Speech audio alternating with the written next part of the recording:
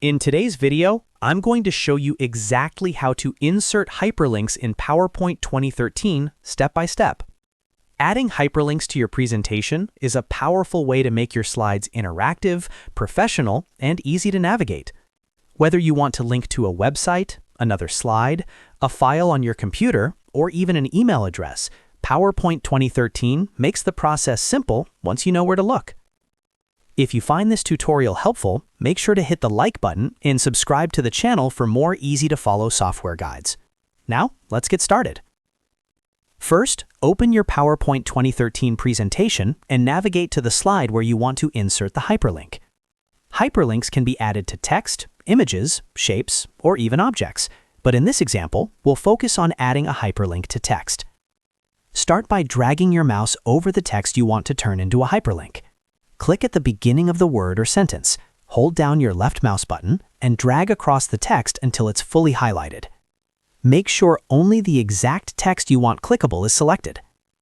Once the text is selected, right-click directly on the highlighted area. A context menu will appear with several options. From this menu, look for and click on Hyperlink. This will open the Insert Hyperlink dialog box, where all the linking options are available. Inside the Insert Hyperlink dialog box, you'll see several choices on the left-hand side. To link to a website or a file stored on your computer, select Existing File or Web Page. This is the most commonly used option and allows you to connect your selected text to external content. If you're linking to a website, go to the Address field at the bottom of the dialog box. Type the full web address, including HTTPS at the beginning. For example, you might enter https www.example.com. Double-check the spelling to make sure the link works correctly. If you're linking to a file on your computer instead, use the folder navigation in the middle of the dialog box to browse your system. Locate the file you want to link to, click on it once to select it, and confirm that the file path appears in the address field. After you've entered the correct web address or selected your file, click the OK button at the bottom of the dialog box. Immediately, you'll notice that your selected text changes appearance. Typically, it becomes underlined and turns blue, indicating that it is now a clickable hyperlink. To test your hyperlink, switch to slideshow mode.